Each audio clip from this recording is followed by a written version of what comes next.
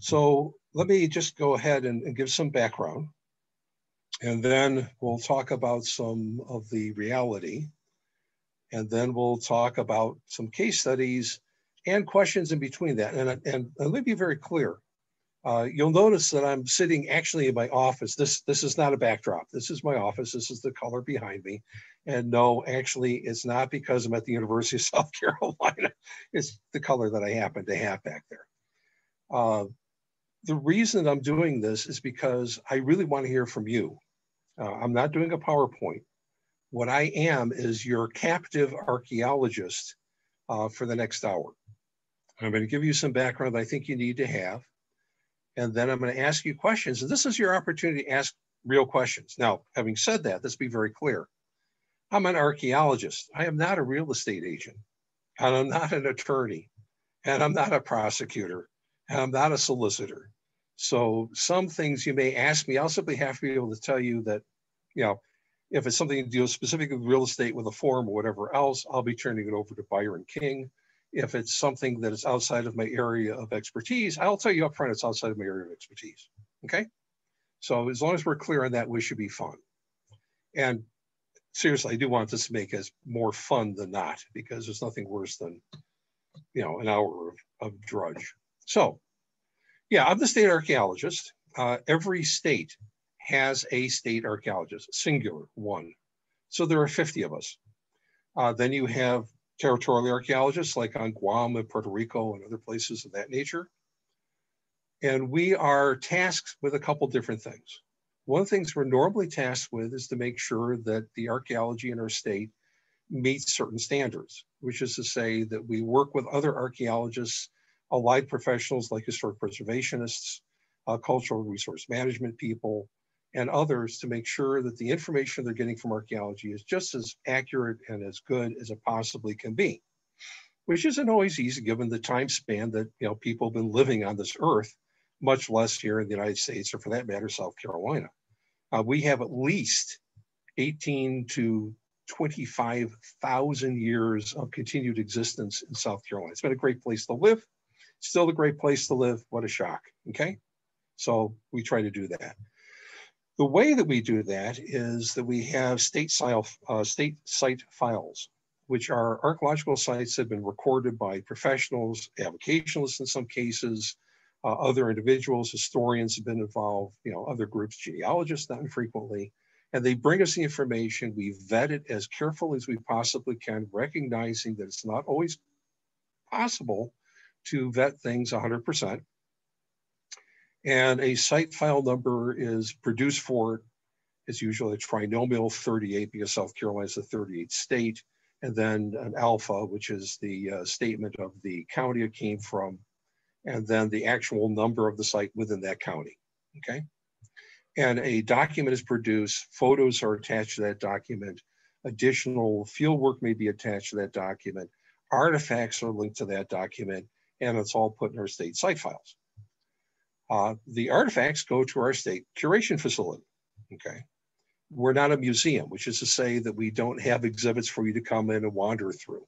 What we have our shelf of, think Indiana Jones. We have shelf upon shelf upon shelf of artifacts, and people who are doing serious research can come in to do research in those stacks under the watchful eye of our curator, Sharon Peckrell, and we can get the information that's necessary for whatever the actual research or concern or investigation actually is. Keith Durding, who is our state site file manager, handles the state site files. He's a great guy, and he will assist people as much as he can as well. And then we have an additional set, which is a joint product, which is produced both here at the institution, at the Institute of Archaeology and Anthropology, the Geography Department, also here at USC, the Department of Archives and History, you know, SHPO, and with the Department of Transportation.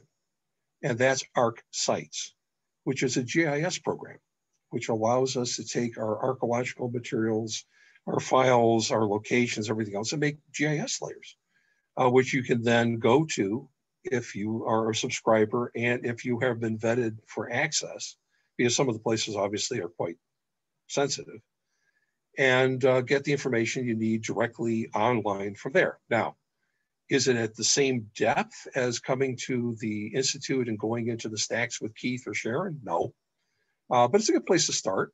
And as realtors and people who are engaged in land management, which means the people who are your client base, perhaps, the people who are asking you to sell for them, or the people who are asking you to assist them in buying property, you have a legitimate reason to want to know if there's something actually on that site, okay? Now, understand, if it's a buyer, and this is from the archaeology point of view, not the real estate point of view, again, that type of question needs to go to Byron. If it's from the buyer point of view, then the seller will need to disclose. We do not provide information about other people's property to people who are not that person, unless they have an overarching reason to know, law enforcement, archaeological researchers, things of that nature. We try to keep that very, very tight.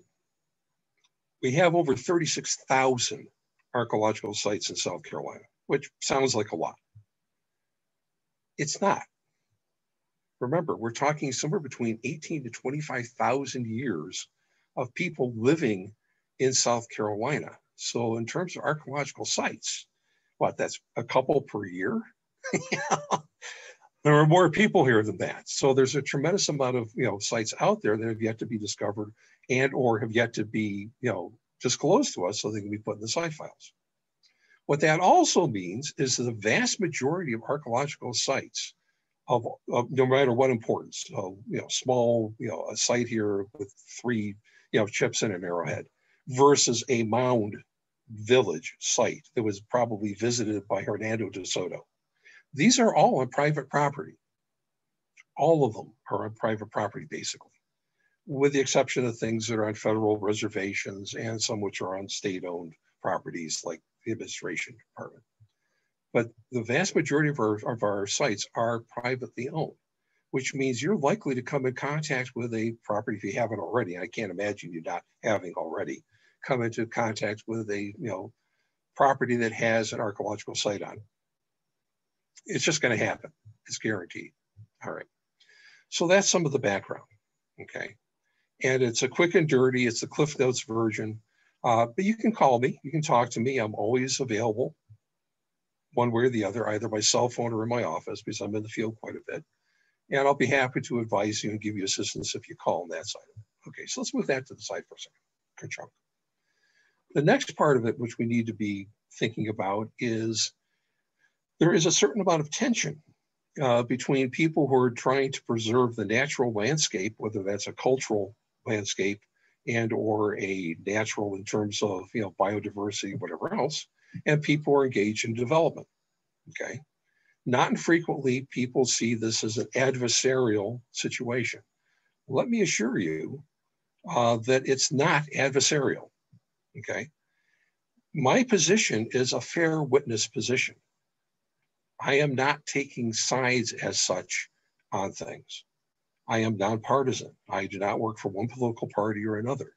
When this office was first produced in 1963, when it was invented, it was actually set at the governor's office, if you can imagine this. We actually had a cubby hole over in the State House in the governor's office.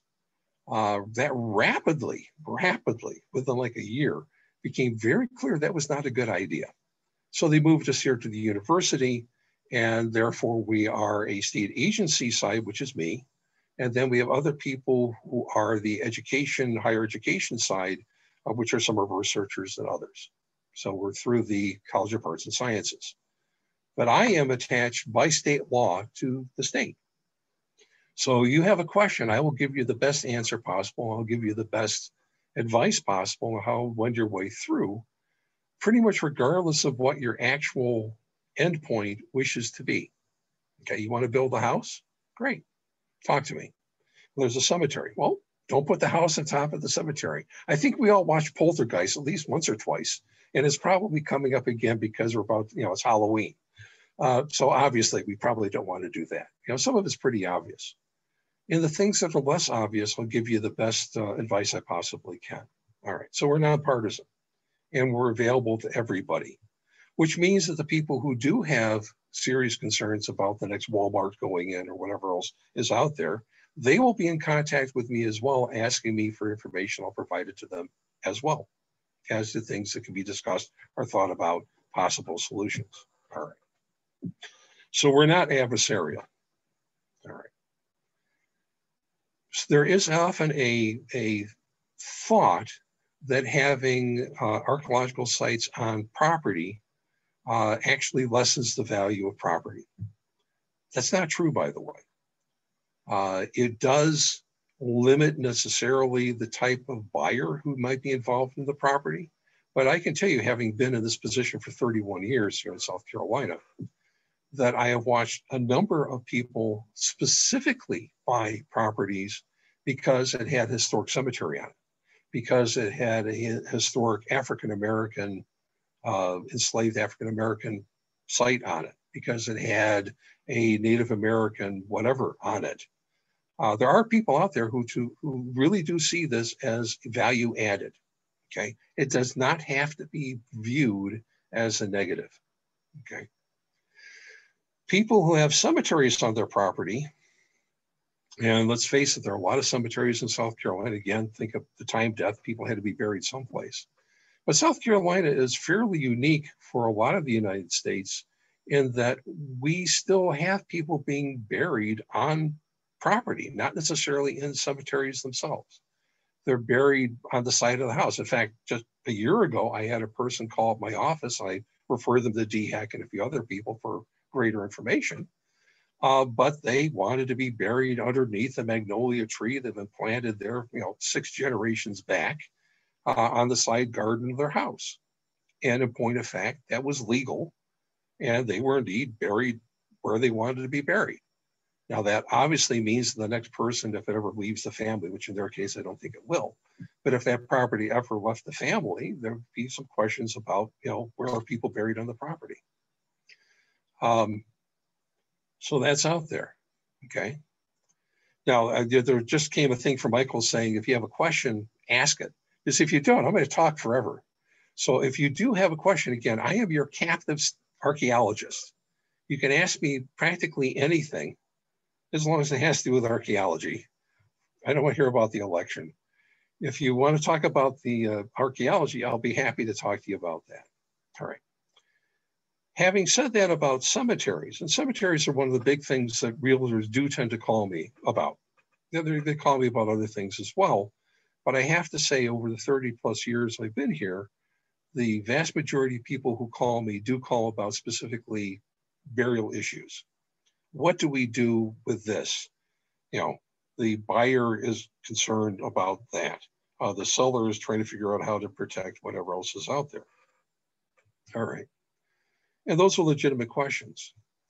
One needs to keep in mind, and again, I'm not an attorney here, I am an archaeologist, but from my experience, what often happens is a couple things. One is people are buried where they're buried for a reason, and they should basically be left there, right? It's sacred ground. Why would you want a violation of someone else's sepulcher? It's holy ground. So green space, we're big on green space. When people ask us what to do, the first thing we say is it possible to green space the cemetery and still do whatever you want to do? And if the answer is yes, then we're done. That's great. Yay. If the answer is not yes, then of course and many of you already have done this, I'm sure, you have to go through the regulations of the state. It is possible to exhume and transport and rebury people. It's through the Department of Health and Environmental Control.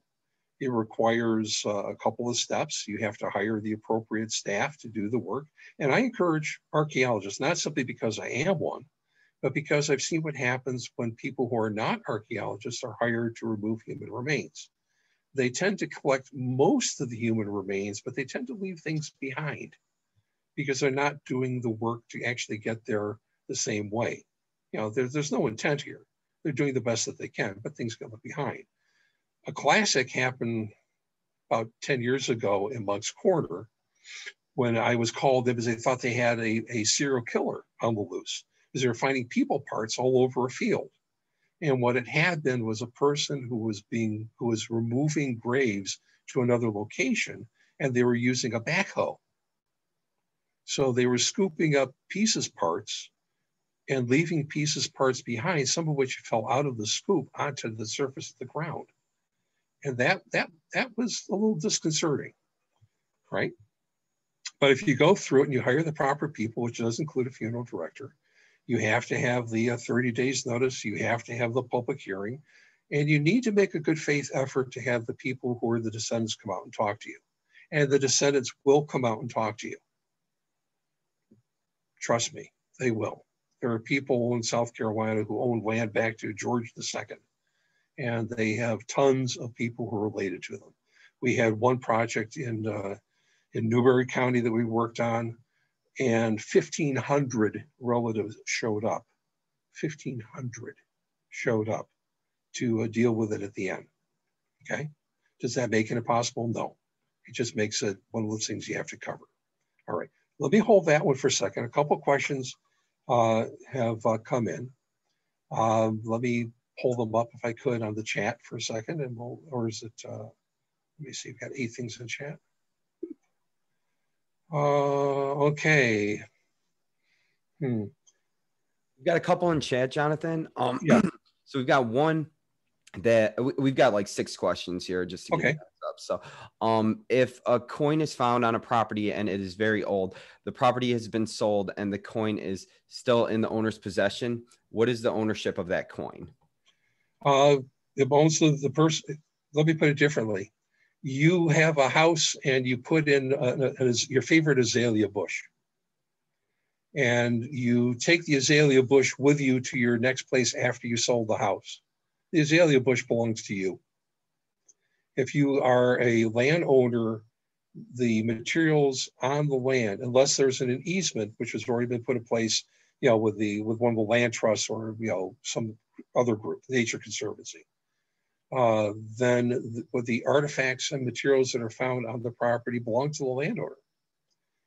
They can dispose of them as they wish. Now, they cannot violate a grave. That's a felony, which means everything attached to the grave, which means the grave marker, the outline of the grave, if they're using coping stones or something, if it's gullah, the materials placed on the grave, the exotic plants, which are a West African statement, which are often found on graves. All those are protected by law. Okay, but if you're working next to your house and you come across a trash pit and there's a palmetto dispensary bottle in a JoJo or something, belongs to you. Hopefully you'll take good stewardship of it, or coin or whatever, but it belongs to you. The state does not own it. We don't go after it. There are no black helicopters. I do not own shiny shoes. My boots are less than shiny. And that's pretty much it. Okay. Hopefully that answered that question. Okay, we've got another one here. Sure. Someone said, I live here at Beach City Place by Freedom Park. Have there been finds here during the building? Some say that cannonball and such were found during the build here. Is this true? I have to double check that one to make sure whether it's true or not. I will state that South Carolina has had it's sort of a magnet for battles. When the French showed up on the shores after the Spanish, they were massacred by the Spanish. You had the 7 Years' War, which was the French and Indian War. You had the War of 1812. You had, of course, the American Revolution. A good chunk of it was fought in the Carolinas, specifically in South Carolina. Everybody likes to talk about Bunker Hill and the rest. I prefer to talk about the stuff down here where real things happened. So lots of cannonballs, lots of things out there. Now, the good news is that the majority of those things, if they're prior to World War I, are pretty much inert and are relatively safe. Now, you call it in, the bomb boys will come, EOD will come, and their protocol is blast in place. If they'll blow it up, no matter what it is, whether it's necessary or not. We're trying to change that protocol. But things have been found. Yes, they have. I had a person come into the Institute when I first got here back in the 90s, after Hugo, which was my introduction to South Carolina, who had in the back of his Jimmy pickup truck a Confederate landmine, which is to say it was a mortar shell loaded with a glass acid-based detonator. So, when the glass was broken, the acid would eat into the material beneath it, set a spark, and the whole thing would go up. Okay. He had it unsecured in the back of his Jimmy, rolling back and forth, bump, bump, bump, all the way till it got to here. Okay. Again, the good news about black powder is it's hygroscopic. It had been in the ground. It was full of water. It was inert. It was rendered safe, and it went elsewhere. So these things are out there. When in doubt, call the sheriff's department, call EOD. We try to be on their call list. We'll handle it from there. Do not assume you can handle it yourself. Lots of people had bringbacks.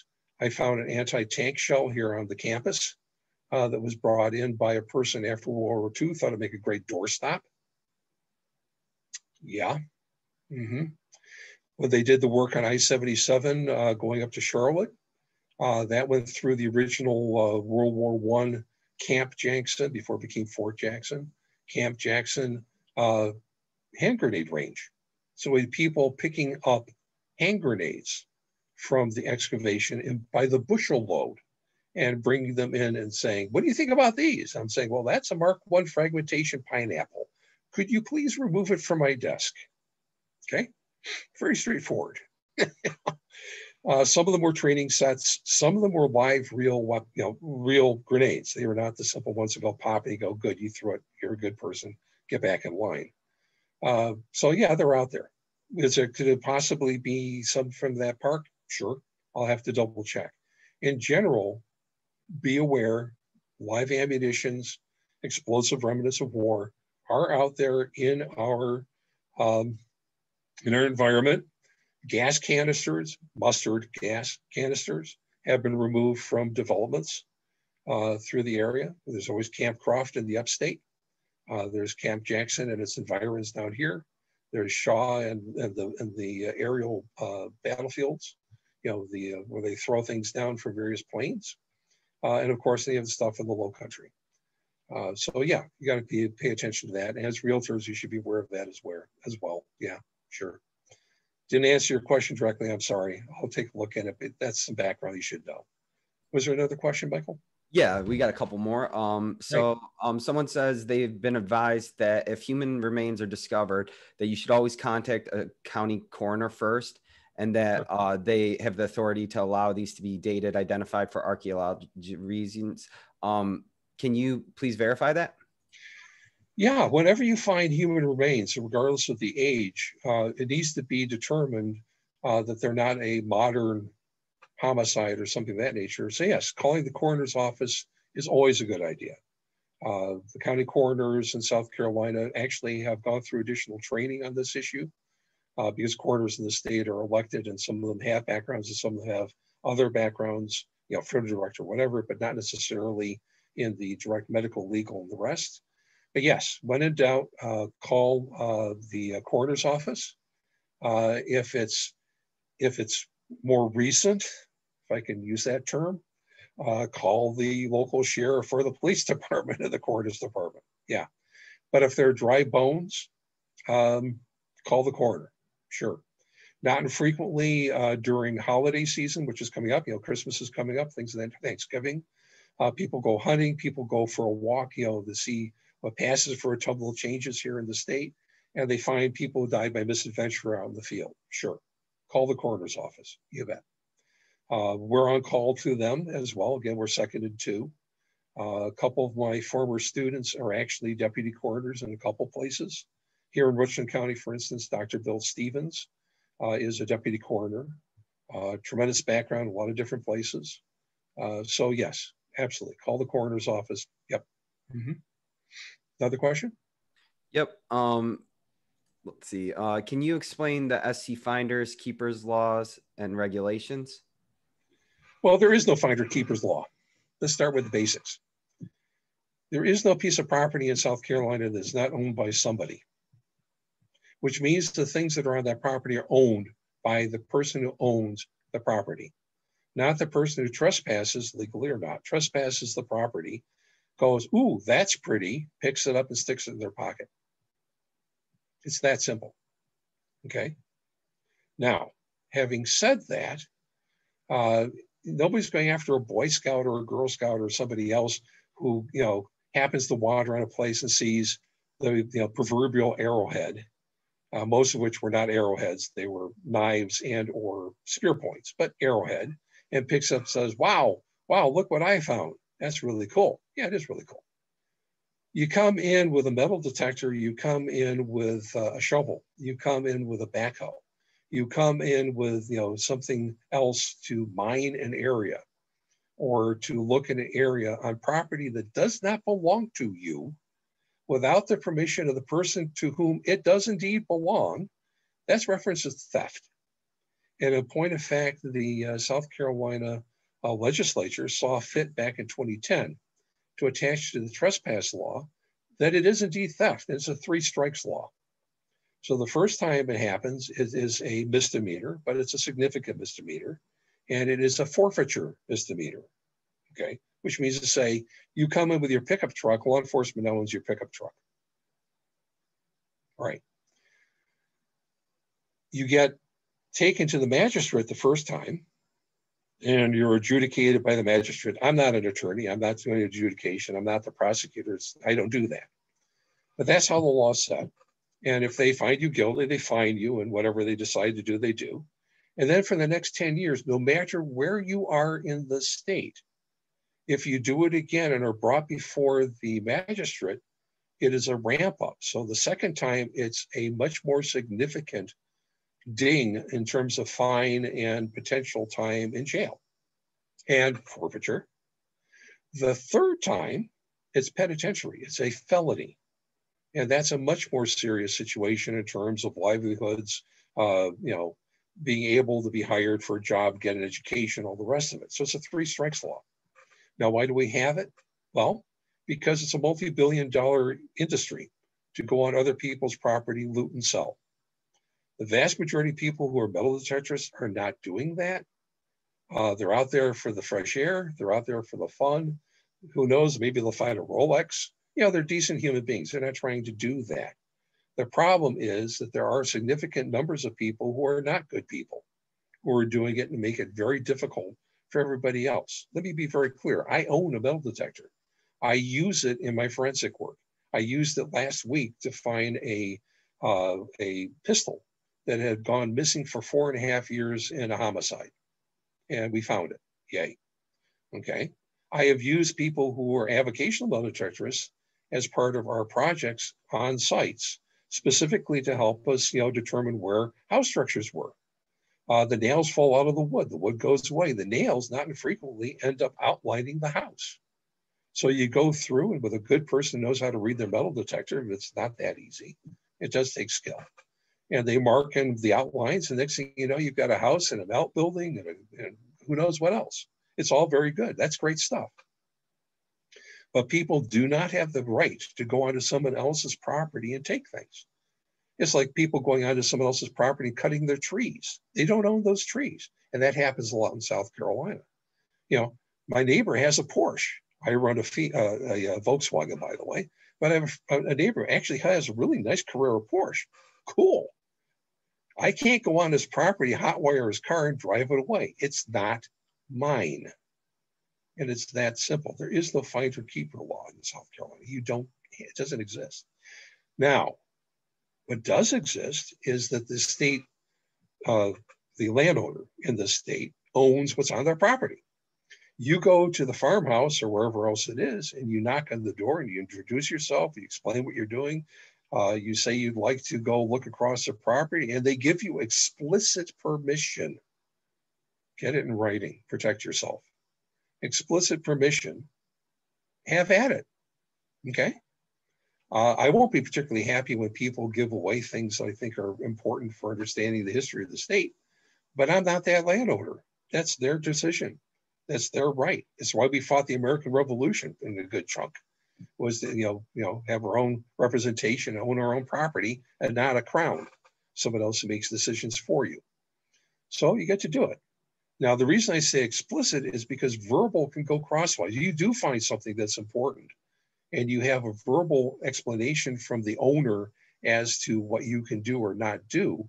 The next thing that happens is you're in court and you are holding air in terms of what happened next. All right. So there is no finder, keepers, losers, weepers law in that respect. Now, you sell the property and the new landowner comes in and goes, holy cow, this was the original place for, fill in the blank. And I am finding thousands upon thousands of artifacts, which, by the way, just happened recently here in Columbia with a person that I know quite well who bought a portion of historic Granby and is now looking at 150,000 artifacts from historic Granby, which means that and he's going to start a museum, by the way. That's his decision. What that means is the person who sold the property doesn't own the property anymore. And that's as close to find or lose, losers, weepers, whatever. That's as close as it gets. Now, again, I am not an attorney. I'm an archaeologist, but that's pretty much how it goes. Okay. Hopefully that answered your question. Sure. Next question. Okay. Someone says, can you share examples of a property purchase being terminated due to archaeological issues? Would love to hear a few specific examples, particularly residential. Secondly, have you mediated such issues between developers so that the project can move forward without hurting the integrity of the archaeological find? Okay. That's a complicated issue. So I'll try to take it in smaller bites.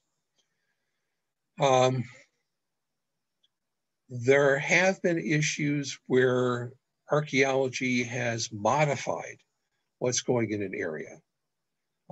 There have been issues where the cost of doing additional work on a property as required by federal or state law under permitting practices, Environmental Protection Act, National Historic Preservation Act, things of this nature, OCC, Army Corps of Engineers, where the additional costs, once an archaeological site has been determined, made it less desirable for the person who wanted to do the work, and they chose then to voluntarily not do it. In other words, they could have done if they're willing to spend the money to do the additional recovery and assessment and everything else, but they chose not to. Honestly, I'm not aware of any site, and I have to double check, but sitting here in front of me and not checking my third room of files, I am not aware of any particular site that it's in its own reality, just because there is that site there, bing, has automatically killed anything. Even cemeteries. There are ways to move cemeteries, we just talked about. But no, not really, no.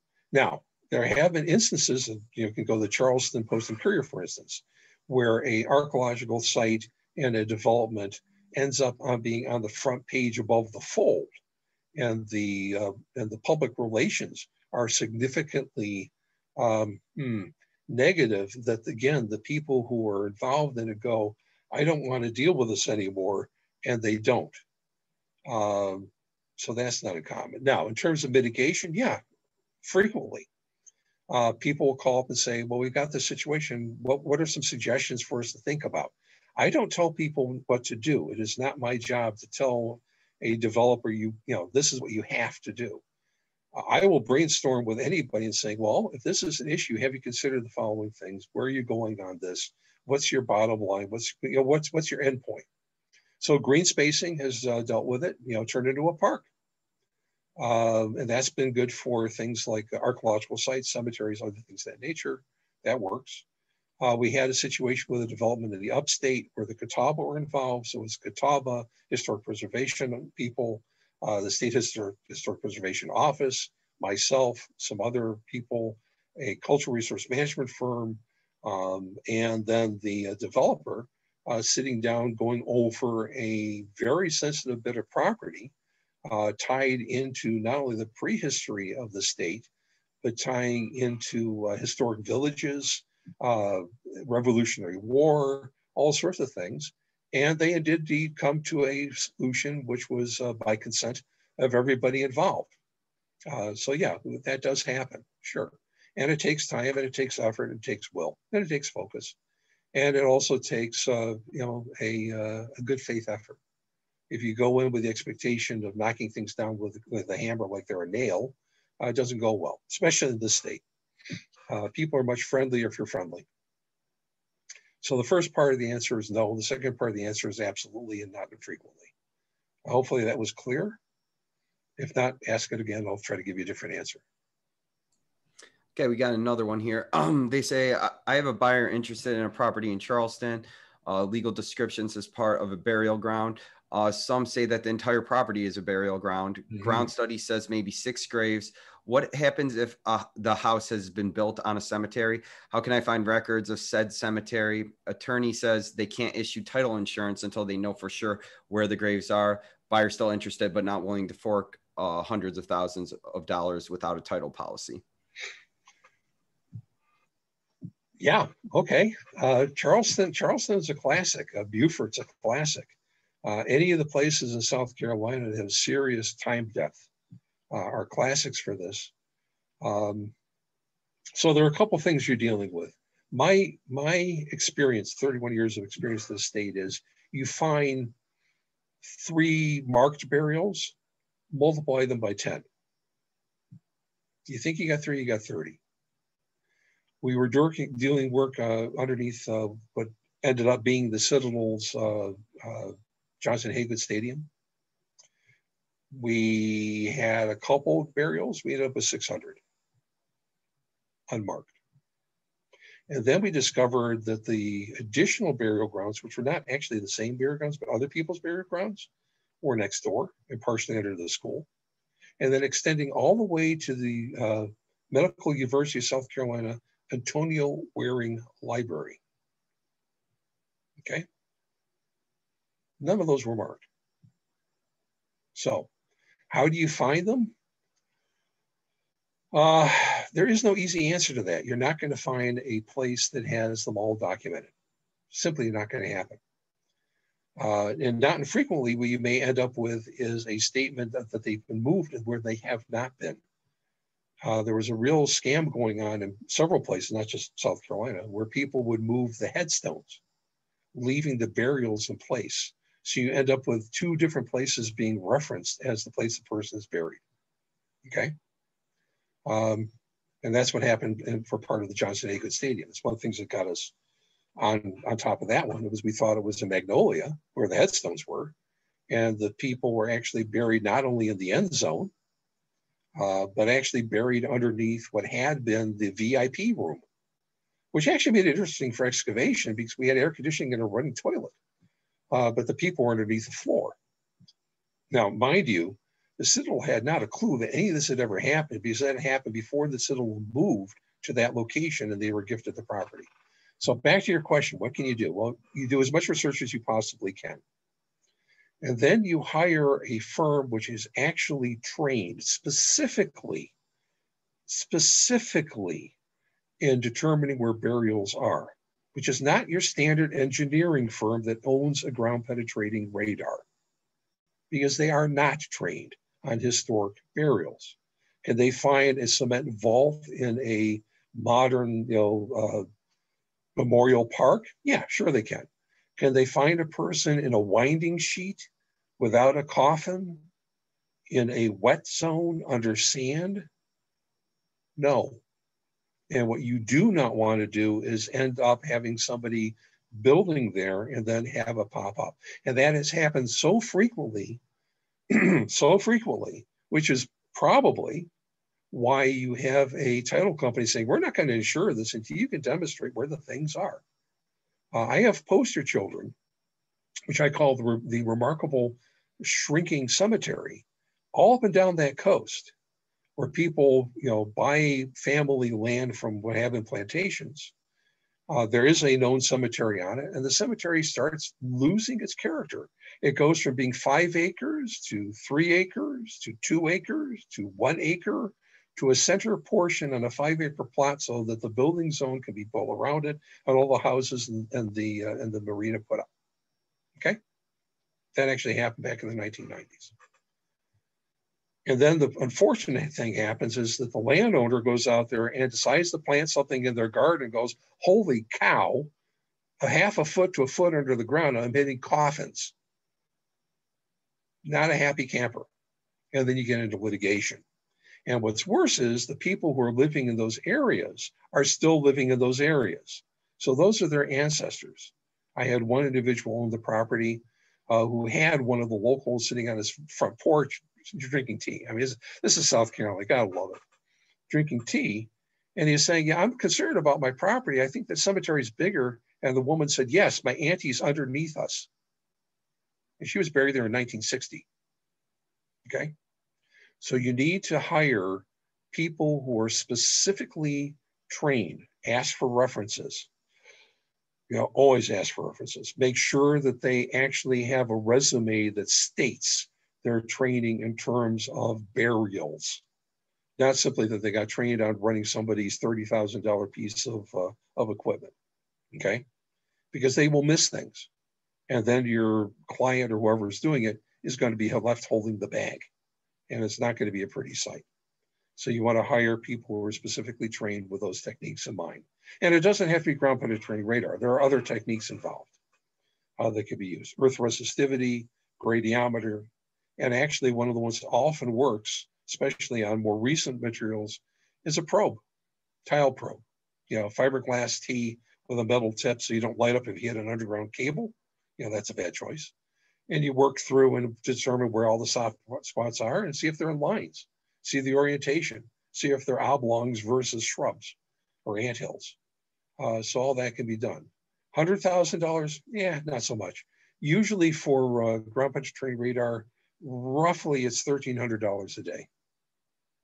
And if with the more recent equipment out there made by MALA, made by Software and Sensors, by GSSSI, there are a ton of people who make ground penetrating radars. Most of them will actually work in 3D. Not 2D, 3D. So that there's no question, is this a root or is this a burial?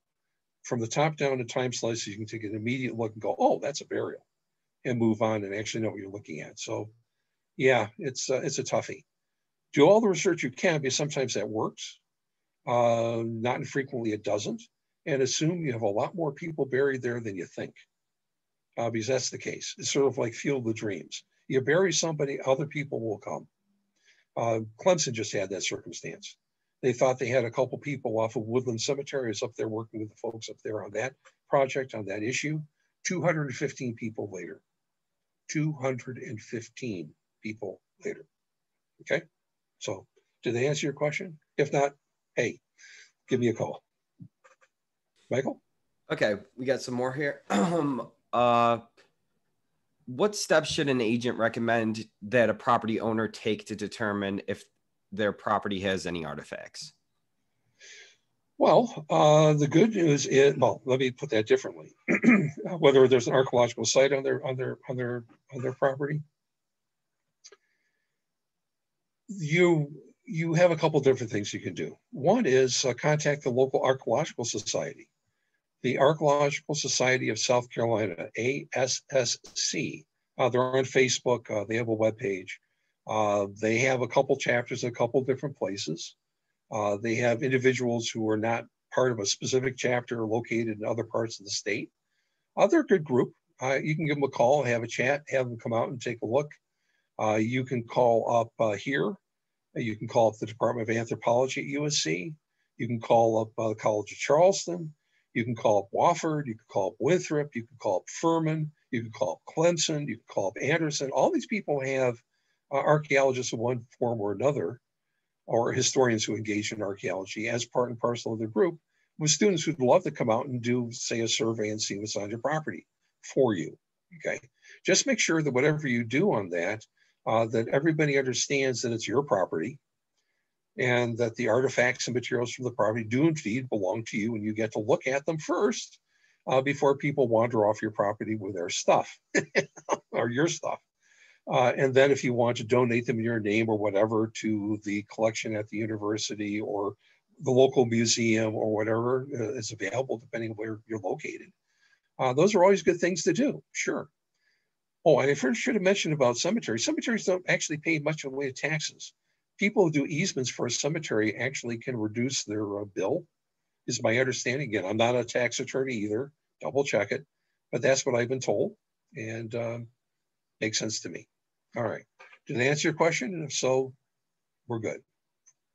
Okay, here's another one.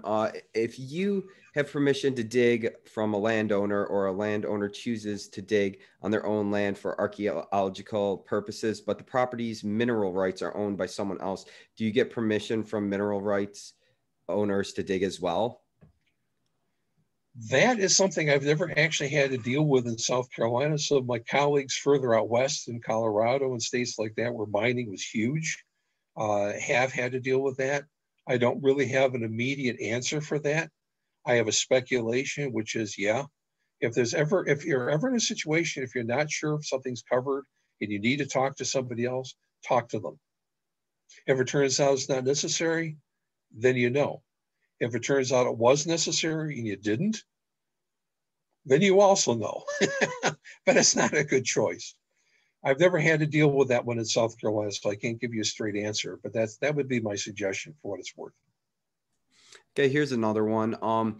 Are there caves in South Carolina where artifacts have been found? Who is the state expert on finding underground cavities that may exist? Okay, I'm not quite following that question.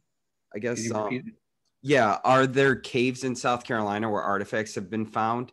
And is there a state expert on finding underground cavities that may exist? Well, unlike Florida, which has huge, karst deposits hollowed out from the limestone, South Carolina does have rock shelters in the upstate. You did have some early mining, so you will have mine shafts. Obviously, if anybody was buried with whatever they were buried with when they were put in their cemetery, you have those materials. But generally speaking, we don't have a lot of subterranean cavities full of Confederate gold or something like that. That doesn't really exist here. I will say that as part of forensic work with state law enforcement, we have looked for weapons caches, money, drugs, things of that nature, secreted in hollowed out areas by people running things through the state for illegal purposes. But I don't think that's what you're talking about. So the answer on that one is not really no. You do have filled in cellars in some places, especially from earlier times when you had like a root cellar or something of that nature. South Carolina is not known for its cellars for good reason. So not really no. Most people, if there is something in your area that needs to be looked at, most professional archaeologists will be able to handle that question. Since I spent a lot of my time doing geophysics for a variety of different reasons, temperature and all the rest of that, I have worked on subterranean tunnels and things of that nature, specifically determining where they are, what their orientation is, their depth, what's going on with them. You can always ask me, I'll be happy to respond. But in general, that's not really an issue here. Just hasn't been one. Okay, we got another question here.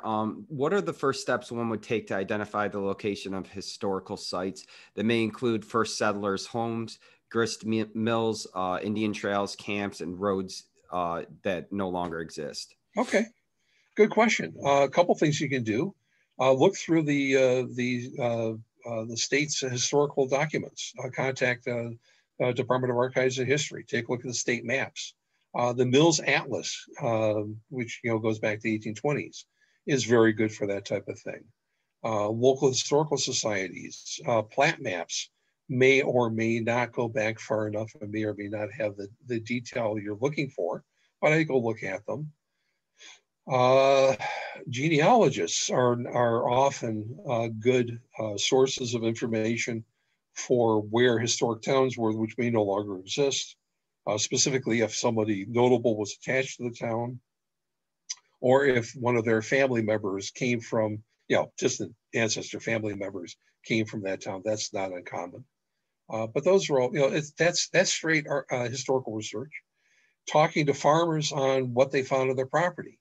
You know, original fields get subdivided, land grants get subdivided, houses get moved around. I'm working on a project right now, actually, for a fellow who's purchased several thousands of acres in the upstate, specifically for preservation purposes. He wants to turn it into a preservation set.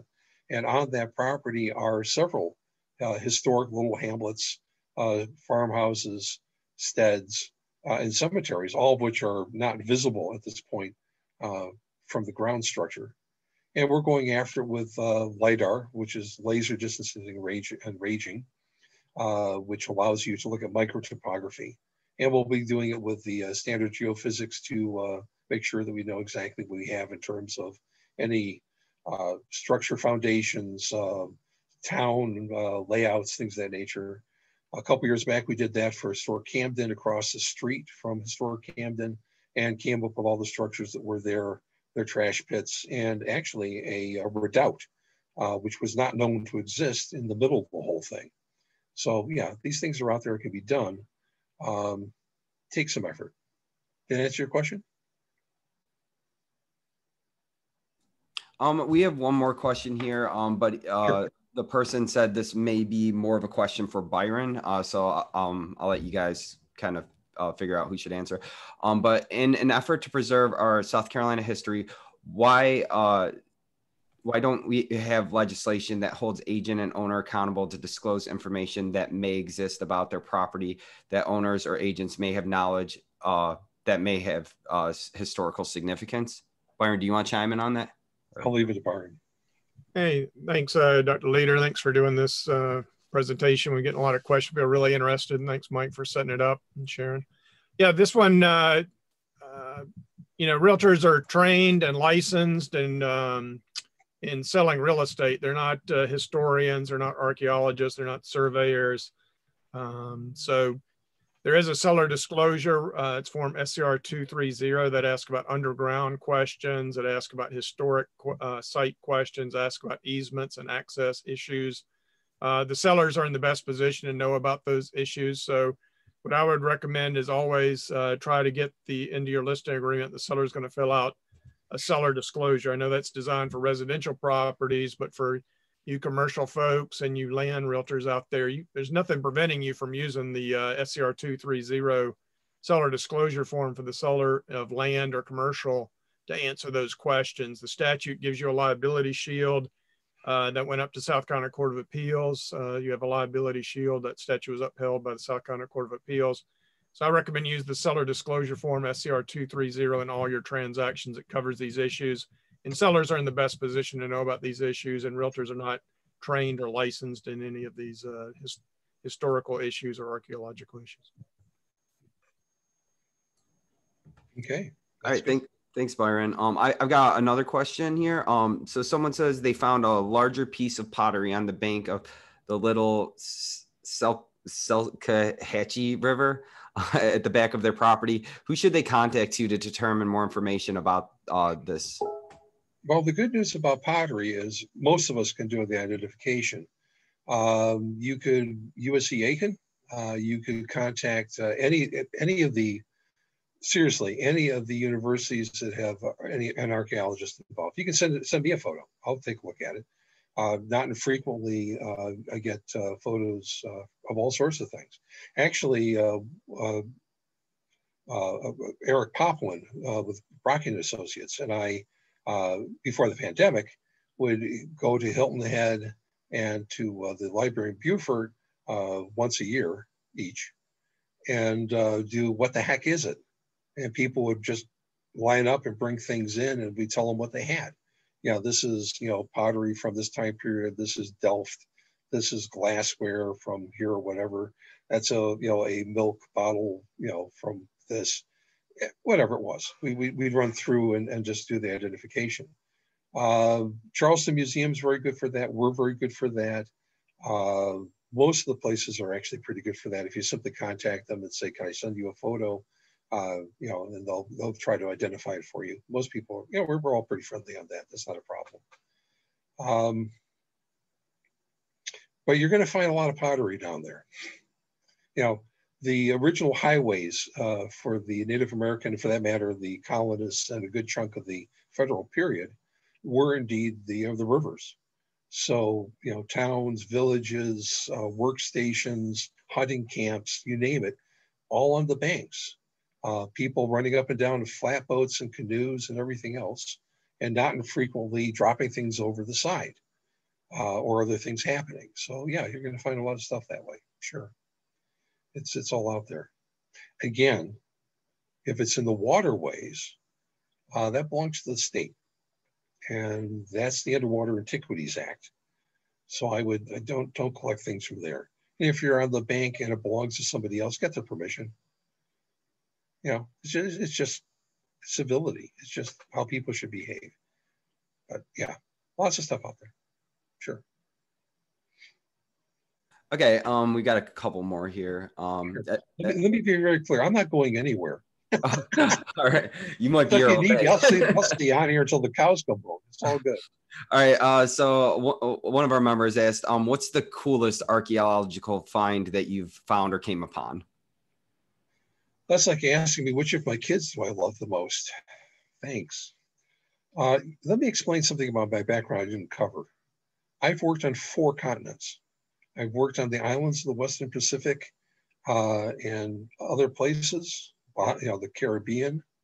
I've worked on junks, Chinese junks, medieval period, earlier off of Indonesia. I've worked on materials from Afghanistan. Actually, one of my mentors was the original translator of the Dead Sea Scrolls. So I've worked on a bunch of different things. And all of them excite me, which is why I do this job. I don't do it for the pay because we don't make a lot of money, but I do it because I am excited by holding on to things that are of real antiquity that other people produced and fits into their cultural understanding of the world and who they were in their society. So when I was doing work in the Near East and I came across a cylinder seal that hadn't been seen for 1,000 years or so, it was pretty exciting because I had the name of the person to whom that seal belonged and hadn't been seen or used, you know, since pre-biblical times. When I was doing work in South America, I was holding on materials Ormoche and Chimu. They were exciting to me. Here in South Carolina, everything's exciting. I worked on the Hundley. It's part of the original working project for the CSS Hundley, among other things. They're all exciting to me. What's the coolest thing I've dealt with? Well, what's the last thing I worked on? Seriously, the last project I worked on, they handed it to me. I go, wow, that's pretty cool. So that's the last cool thing I worked with. They're all cool. You have to love what you're doing, or you really probably shouldn't be doing it. You know, I mean, it's always good to pay your bills. Don't get me wrong. But, you know, life is short. And if you're not really happy doing what you're doing, consider a shift. In my case, I wake up every morning going, what's waiting for me in the office? And I cannot wait to get in here. I probably shouldn't admit that, though. Reduce my pay, figure I'll just show up anyway. But it's true. Sorry. Okay. And one other person wanted to know if you've ever been on Antiques Roadshow. I know the folks on Antiques Roadshow, actually. I assisted them at one point when they came here to Charleston trying to get some information on porcelains. Most of the stuff, if you want to know about that, has actually been history detectives. I did 3 projects with history detectives, a couple things for BBC, and the Time Team. So that's more of what I've done in those regards. But yes, Antiques Roadshow, I like them a lot. I wish they spend more time talking about the artifact and not what they're worth. Although a lot of people need to know what things are worth so they don't inadvertently throw something out from grandma they thought was, you know, just something. And it turns out, you know, could have paid for everybody's education and a transplant. You know, so yeah, I enjoy all those things. I think they're good. The British version of the Roadshow, which is the original, can I say this, is really much better. I mean, it's really pretty exciting. If you can find them online, go look them up. But the American version has its good points as well. I'm very glad when they came through Charleston and the rest. Again, it's important for people to know what they've got. Yeah. All right, and we're gonna do one more, and I think that we'll probably call it after that. Sure. But one person was asking about items found below the high water mark on a property, such as like, you know, shark's teeth, mastodon teeth, stuff like that, or even someone had mentioned before, yeah, I think this has to do with like the finders keepers laws. So who would own that? Okay, so again, what you're talking about there is primarily Underwater Antiquities Act. All joking aside, it's the Underwater Antiquities Act. And what that is a consortium of the State Museum and the Institute to deal with materials that are found on lands claimed by the state. They're not claimed by the Institute, they're not claimed by the State Museum. These are lands and anything on the lands that are claimed by the state of South Carolina. For administrative purposes, they dropped it more or less into our lap to help make sure things run properly. So there is a licensing statement for that. There are salvage laws involved with that, things of that nature. But anything that's found on the state bottoms belong to the state. Now, having said that, shark's teeth, that's the State Museum. You need to ask them if they're concerned about it. My impression is they're not. We're certainly not concerned about people picking up, you know, Megalodon Carcharodon, or, you know, some of the tiger shark teeth, or more often than not bull shark teeth from the ground. They came in 3 rows per shark or 4 rows per shark, depending on the shark, and they lose them, you know, like chiclets. So people pick those things up. It's not a problem. The problem can occur when people are doing it as a business. We do have people in the state who legitimately see this as a niche where they can make a living. So they get a license to do the work, and they do the work, and then they have to fill in you know, forms and let people know what's going on. It's just like anything else. You're selling this, you know, the Department of State's going to want to know if you paid your taxes or not. You're going to have to fill in forms. You know, the state runs on forms. The state has an interest in that. The Institute does not have an interest in the, you know, mastodons or the elephantines, the horse teeth, anything of that nature. The State Museum does. So if you have a question specifically dealing with fossilized materials or with fauna materials, I would call up the State Museum and have a chat with one of the curators on that. You know, if you're looking for a hobby license or whatever else, yeah, that we do set that up through this part of the state. So send it to the Institute, specifically to the person on our website who's supposed to do it. Don't send it to me, because that's not what I do. Jim Spyrick is the state underwater archaeologist. It's his office that handles that. But it's not much of a concern for us. It really isn't. It's only a concern for us when people are doing it in terms that are a business, and they're not following the state mandated legal ways to do things. And that's a separate issue. Now, you're pulling up artifacts, human produced artifacts off of a state bottom. That has a greater concern for this office. Again, the State Underwater Antiquities Act has a section on that. It's very self-explanatory, not a hard thing to look at. And if you decide you found, you know, Blackbird's pirate ship and you want to do salvage, that's the salvage part of that act. And that's adjudicated through the courts and the budget. Well, it used to be the Budget Control Board, now Department of Administration. And that's how that's handled. But that's pretty far afield for anything I'm suspecting that has to do with realty. Although it may be part of it, depending if you're on an area where the tide goes out, you know, 20 feet or something. That could be an issue, I suppose. Okay, and I think that's it. It looks like we answered pretty much every question. So, okay. Well, let me say for the record, I enjoyed this. Hopefully, it made sense, and that you can call me at any time or contact me through email at any time. I'll try to respond back to you. understand I may be polled other things, so I may not get back to you immediately. I do not live to text. You know, take a look at me. I'm a little bit older than that. But I will try to get back to you in something that could be determined to be reasonable time and give you the best information I can to the knowledge that I can. And if I don't know something, I'll tell you and then suggest other places you can go to get that information. We're all in this together. It's a great place to live. I had to go through a realtor to get my house. They did a really fine job for me. I'm very pleased with the work that they did for me. So happy to assist you folks helping other people get it right and get it done. So there you go. Thank you for inviting me. All right. Thanks for joining us.